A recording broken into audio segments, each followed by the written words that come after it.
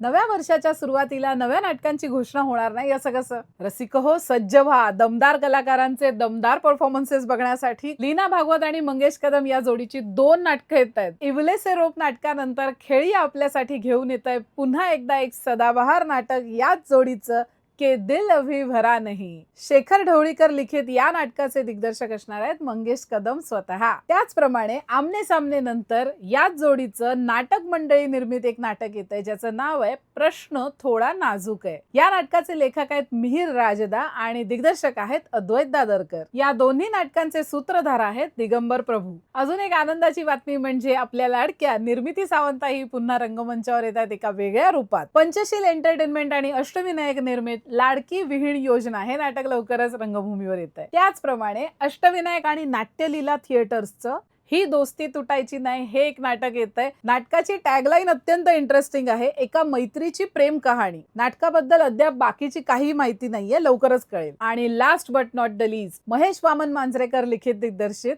Animal हे नाटक परत येत आहे. या नाटकात सिद्धार्थ जाधव आपल्या भेटीस येणार आहेत. अश्वमी थिएटर्स आणि ताराराम प्रोडक्शन्स निर्मित या नाटकाची सगळेच वाट बघतायत. निर्मितीमध्ये अश्वमी थिएटर्स आहेच, पण सिद्धार्थ जाधव यांच्या आई वडिलांच्या नावाने सुरू करण्यात आलेली ताराराम प्रोडक्शन्सही या निर्मितीत उतरणार आहे. लवकरच या नाटकांची बाकी माहिती मिळेल ती आम्ही तुमच्यापर्यंत पोहोचवूच. त्यासाठी तुम्हाला काय करायचंय, तुम्हाला माय रंगभूमी अकाउंटला फॉलो करायचंय. भेटू.